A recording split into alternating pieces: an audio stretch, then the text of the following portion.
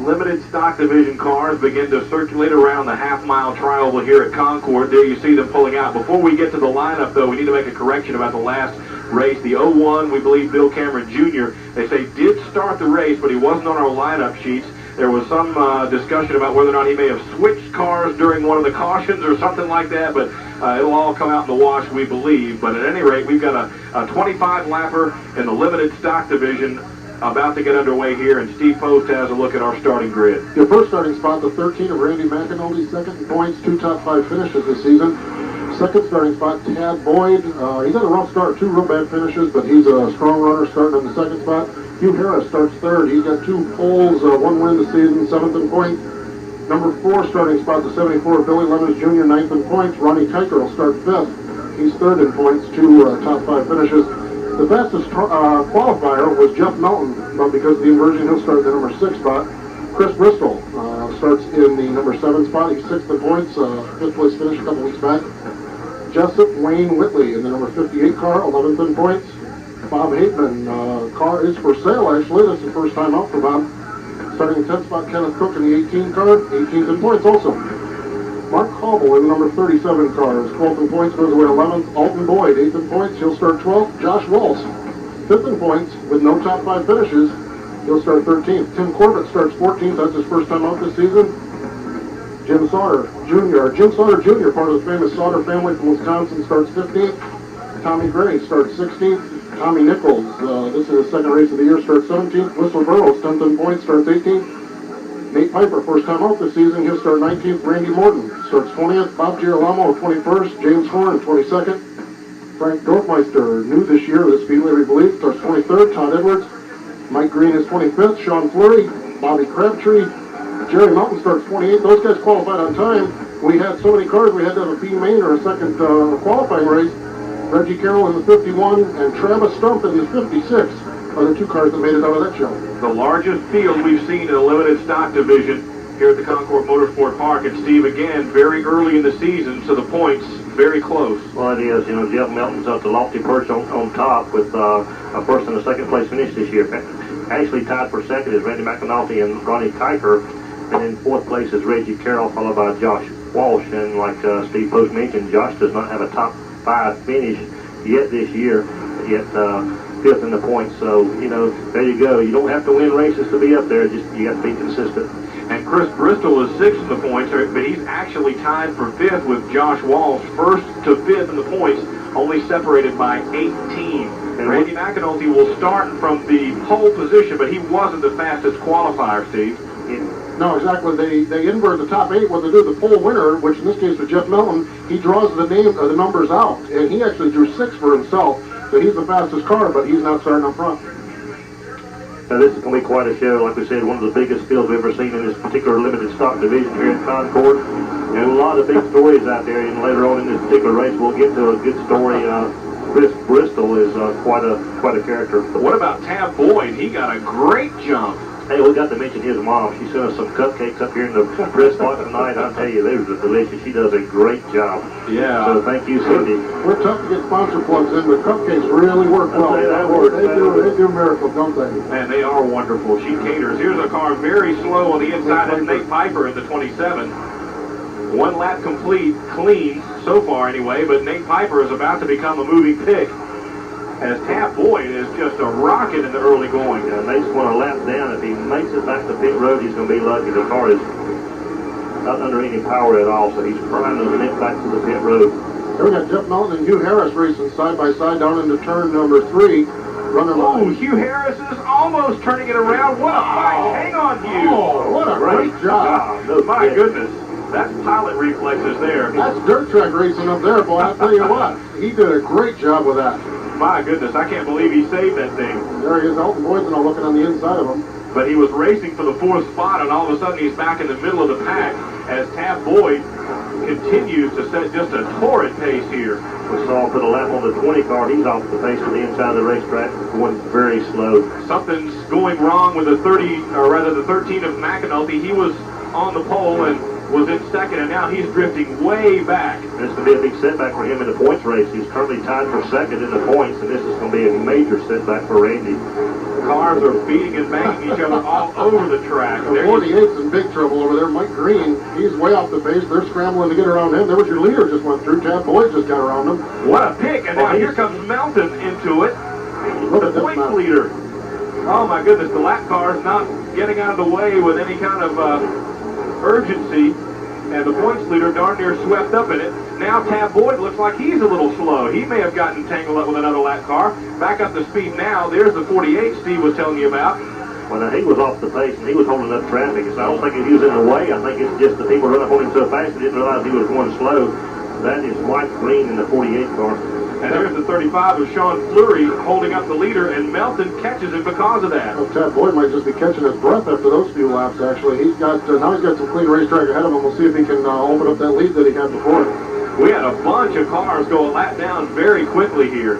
Wow. There's a good pack there. Bob Hateman in the 8. Good to see Bob back. As Steve told you, that car for sale. The 18, Kenneth Cook, we saw him wreck hard our first TV race, and that's at least a new body on that machine. Well, that was the first race of the season. He demolished a brand new race car, and he missed the second race because of that. He's back out here again for the third race in a brand new race car, and as we walked past him, he pointed to his wife. He said, "Don't even talk to us." So the Gant Jinx. There you go. Jumped up again. He said, "My wife won't let me talk to him, so get away." Good-looking race car, that's for sure. Oh, Charlie's on the side of that thing in extreme graphics, but here's Tad Boyd, the leader, being chased by the points leader, Jeff Melton. Third now is the 81 of Ronnie Kiker. Fourth looks like the 74 of Billy Lemons Jr. Yeah, Billy Lemons Jr. there in the 74. They were showing a good race there with Hateman again, working on the inside of another car. The 02, that's Chris Bishop. And we'll talk to Chris in a little while here. He's a great story. Hateman diving underneath him. There we see coming in the screen, the 74. I need to go. Mike Nichols, that car looks familiar. Mike drove that car to second in points last year. There it is right there. And Lemons was out here Thursday night practicing, and the motor flew in his car, or he had some kind of a problem, and Mike Nichols loaned him this car. Mike's sitting out the year, so Mike loaned Billy Lemons at Billy's 7th in points, so this is the way these guys work together. Well, these guys are all buddies. Mike Nichols called into our Let's Talk Racing show on Wednesday night and was hooting and hollering at Jeff Melton, some of the guys on the show, so, these guys having a lot of fun on the track as well as off the track. Tad Boyd beginning to extend that margin a little bit now. We've already completed 14 laps when Tad crosses this time, guys, so a very quick pace after what we saw in the mini-stock division. Front four have broken away, but a lot of lap traffic about to get in their way. Caution is out. Don't see any cars with problems. There must be some debris on the track. 14 complete, 11 laps remaining. Tad Boyd on top. Now, earlier today, we told you Steve Gant had a chance to talk with Chris Bristol, and we'll get to that in just a moment, but we've got 11 laps to go now, and Tad Boyd setting a blistering pace, trying to hold off the points leader. Tab is in second in the points, but earlier today, Steve Gant had a chance to talk with Chris Bristol, who is a very interesting story. Let's take a look. Thanks, Woody. We're here with Chris Bristol. What a great racing name, Bristol. Chris, I understand you're living in Greensboro now. Got an engineering degree from the North Carolina A&T. Tell me a little bit about that. Right. I graduated from North Carolina A&T in Greensboro and was part of the ICAR in the motorsports engineering program. And drove for the Legends team in fall '98 when we actually won the ICAR championship. So through the Legends races and coming down here, I got hooked up with the Miller Racing Group, and they run a team out of the Concord shop. So now I get to race at the big track, the real stuff. So I'm enjoying it. Now your engineering, and correct me if I'm wrong, your engineering class built the Legends cars, and you were the driver. Right. The engineering program through ICAR, it's about 7 southeastern schools with INEX Furnace Legends cars, and we set them up and maintained them. And the engineering students and a couple of students got to race them also. So we competed in an actual college sport running the Legends car, so it's a good deal. It's a great deal, and I understand that one of our buddies, Robert Yates, has gotten involved, and now he's formed a scholarship or internship of something to do with the program at North Carolina A&T and helping out quite a bit. Yeah, that's a great plus. We were one of the only schools in the series that were kind of smaller on budgets, and in racing, that's a big deal. So Ricky Rudd and Robert Yates and Texaco all pitched in, and they donated another Legends car so more students got an opportunity to learn. They also donated a Winston Cup car for just a motorsports engineering program. We can actually use it now, or they can actually use it now as an actual lab and trying out acquisition and stuff like that on the Winston Cup car. So it really shows you that Ricky Rudd and Robert Yates are the winners on and off the track to help out a historically black college like A&T, so it's great. Chris, I know you're proud of your accomplishments up there, but I know you're not proud of something I saw a while ago. About 10 minutes ago, you guys were taking some practice laps. I believe you turned the car around and got into the wall or made some contact with something. What happened? Yeah, we put on a new set today, and then we switched to an older set of right side tires, just trying to save the newer tires for qualifying in the race. And I was driving it like it was still on new tires, and it was just all over the place. So it went around on me in 3 and 4, but nothing big, just body damage. We should be good for the race. I know you're not a rookie here at Concord. You run about 8 times last year, but this year, the first race you finished 7th. Second race you finished 5th. If the numbers add up correctly, you're looking for a 3rd place finish tonight. Yeah, that'd be ideal. That's the plan. Just try to keep improving, getting better every week. So we come out and improve on that 5th place finish, we'll be real pleased. Okay, Chris, good luck to you. Thanks for talking to us. Thanks a lot. Okay, guys, back to you. So Chris Bristol out of North Carolina A&T has worked his way up to the 6th spot. A good-looking race car, and you saw there when they were fixing the car, it had a little black magic marker written on there, "The Wall." And Steve Post will give you a plug. He mentioned Ricky Rudd, and of course Robert Yates, what they're doing up there at A&T College, A&T School, and you know, you mentioned Texaco, and of course you're the PR director for the Texaco racing program, and you got to feel proud about that.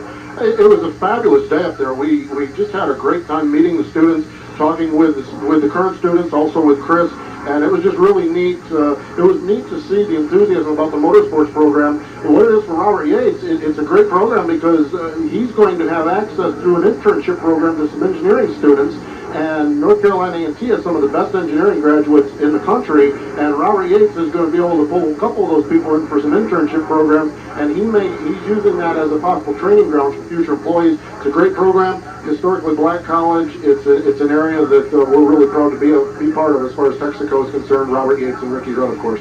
All right, back to green flag racing. Tab Boyd has been very strong so far with the points leader, Jeff Melton, right behind him as we go back to green. Bob Hateman with a move to the inside of Billy Lemons there to take the 4th spot. And as Bob comes around, you'll see a big orange for sale sign right on the front of that car. He says he's trying to put together a truck deal. Well, if this car continues to run the way it is right now, the 8 car would pick it up. Battle for the lead, actually. A pass for the lead. Jeff Melton takes the lead from Tab Boyd. And Tab has been so strong, nobody's really been able to pressure him, but once Melton got by, he pulled away.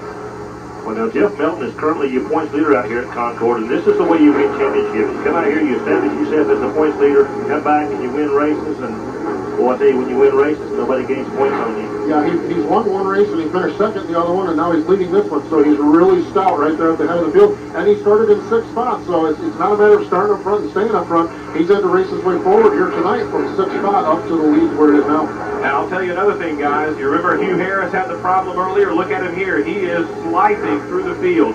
Racing Chris Bristol there now. Saw a little bit of big crash into the wall. Looks like a wheel came off of the 58 car. Is it 58 or 59? And that was right in front of Hugh Harris. Wayne Whitley.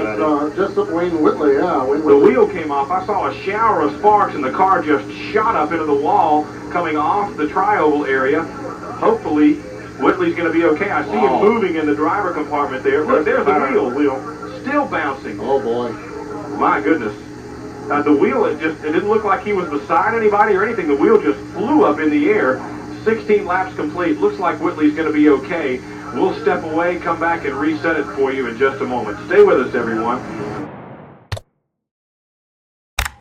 17 of 25 laps complete in the limited stock division. We're coming back from a caution when Wayne Whitley's wheel just kind of flew off the car. He was okay, and the car was assisted from the track, but your leader is the points leader, Jeff Melton on top. Tab Boyd is second. He is second in the points. Third on the track is Ronnie Kiker. Fourth is the 8 of Bob Hateman, and rounding out the top 5, the 74 of Billy Lemons Jr. Then it's Chris Bristol and Hugh Harris followed by the 18 machine of Kenneth Cook, and we're back to green flag racing. Well, now, Woody, we mentioned Wayne Whitley, that the tire come off and he got into the wall over there, a lot of damage to the car. He was currently 11th in the points, so he's going to drop several spots right there. Ted Boyd got a good run at the start on Jeff Melton, but Melton now able to pull out a couple car length advantage. And Boyd's got to worry about Ronnie Kiker back there in the 81 now. And I'm telling you, Hugh Harris is still pretty quick, and he's moving through the field. Black flag being waved at one of the cars.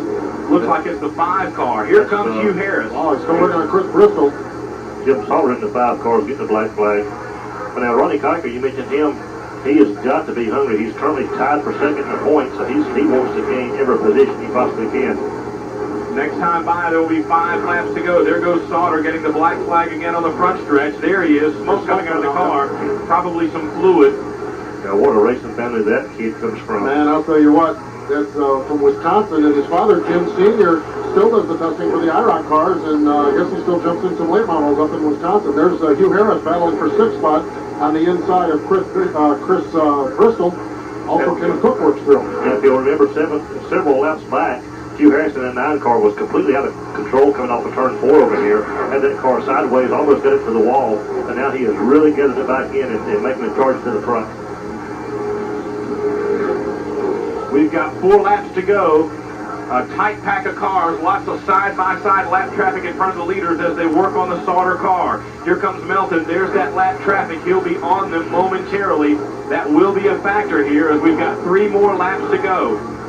You see on the inside the 17 of Frank Dorfmeister, on the outside the 32 of Bob Girolamo, and here comes all the leaders right behind him. There's Melton. Tab Boyd right behind him, and Ronnie Kiker still a factor as well. 2 laps to go. Melton. A little bit of contact over there with lap traffic. Tab Boyd gives him a thump. Nate Piper was just in the way, and the leaders just shoved him out of the way and keep going. Here comes Tab Boyd trying to go underneath and make that work, but he can't. White flag is out. Melton still on top. Tab Boyd may have lost a little ground, Steve, trying to go down low. Well, that traffic, come into play right there. You got to give Tab Boyd credit. He had to go where there's only opening. We've got a car turned around on turn 4 over here. Another green-white checkers finish, and here comes all the leaders trying to get it woed down, and right in the middle of the racetrack. Boy, I don't know how they all missed him. I think that might be Randy Morton. We'll see when he turns around. But man, he was just a sitting duck. No, that's the 37 machine. And that one is piloted tonight by, are they listed it as 37 or 27? 37 is Mark Caldwell. Okay. 37. The car looks like it's okay, but another green-white checkers finish coming up here. We've made it to 24 laps complete. And boy, Steve, that last move by Tab Boyd trying to go low around the lap traffic, I think it started to work, but the lap car tried to get out of the way, and that hurt Tab. He tried to get out of the way of the 6 car and come down low on Tab, and no contact was made, but Tab had no choice but to go low right there. The track was, they were racing for the position. I think it was a good move at the time, and it was, and we'll take a look at it. Watch here. Watch the 34 go low. They're trying to get around the 17 of Frank Dorfmeister, and Tab goes low, and then he has to get into the brakes, and here comes Kiker. My goodness. That was darn near a wreck that took out a bunch of the leaders. Well, with 3 laps to go, these guys right here going, we've seen this movie before. Woody, the last race ended up under the same circumstances. These guys right here, 1st, 2nd, and 3rd place on the racetrack, are going to wage quite a battle. It's going to be no holds barred. First couple of restarts, Tab Boyd was very, very quick, but since then it's been Melton who's been real strong on the restarts. Well, now, Tab is currently 24th in the points. He's had, so far, not a top 5 finish. But, you get out here and run 1st or 2nd, you start adding up those points fast. A while ago we talked about, we see Nate Piper going by. I got my hats off to those guys. They work hard. Jimmy Adams, talked to those guys in the pits early, based out of Kannapolis over there on Park Street. That's where Jimmy Adams runs the garage. They've been helping one of our buddies, Tom Bennett, on a Legends car, but these guys have gone into the big leagues now and racing these cars. Look at these fans. A little bit chilly outside tonight. Lots of people with blankets out here tonight, indeed, and the wind whipping around, and doesn't stop the race fans, though, does it? Oh, no. If you love this sport, you love it. And I've been at Rockingham, I've been to Bristol, been to North Wilkesboro, and snow on the ground when I got to the racetrack. and people having a good time nonetheless. Light is off atop the City Chevrolet pace car. It is the points leader, Jeff Melton, showing the way. He had the fast qualifying time, although he didn't start up front because of the inverted draw. Melton's speed 99.978 miles an hour. Tab Boyd second in the points, or rather not second in the points. Tab Boyd second on the track. Ronnie Kiker third. Bob Hateman fourth. Billy Lemons Jr. fifth. And in sixth now, Hugh Harris. Green-white checkers to finish it. Here we go. Kiker dropped to the inside to take a look, but just didn't quite have the momentum to get up to it. And so did Tab Boyd. Tab got a good restart, and I think the sixth car, Jeff Melton, made it just as wide as he possibly could. He's pulled away about 2 car lengths. Tab seems to be strong coming off the dog leg over there and runs up on him. White flag in the air, 1 lap. Kenneth Cook made a move to the inside of Hugh Harris a little bit further back, and they're side by side racing for that 6th position there in your picture. Melton is beginning to extend that lead. Looks like his race to win or lose. Hugh Harris battling hard with Kenneth Cook, but here comes Melton to take the checkered flag for the 2nd time of the 2000 season. Tab Boyd second, Kiker third as they come across, and what a wild finish. Guys ducking and dodging every direction, but fortunately no more wrecks, and this one is in the books. It takes 27 laps to wrap it up, but Jeff Melton, the points leader, will pad his lead as he takes his 2nd win of the 2000 season. When we come back, Steve Post will talk to him in Victory Lane.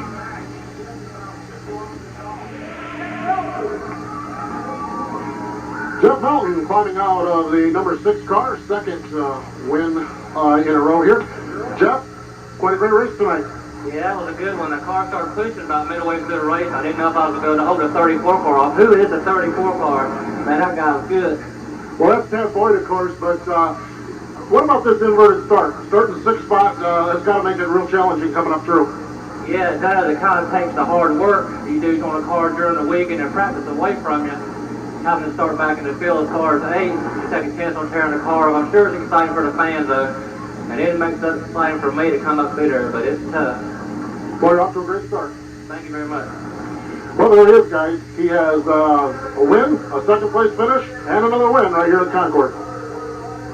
So unofficially, Jeff Melton will add to his points lead. Ronnie Kiker will likely move to the 2nd spot in the points, and Chris Bristol will likely gain some ground as well. Randy McAnulty will probably drop back to 3rd or 4th or so after that race. But our main event of the evening is up next. 150 laps in the late model stock division. We've got 29 cars ready to take the green flag for that one. We'll come back and meet the starting lineup after you watch this.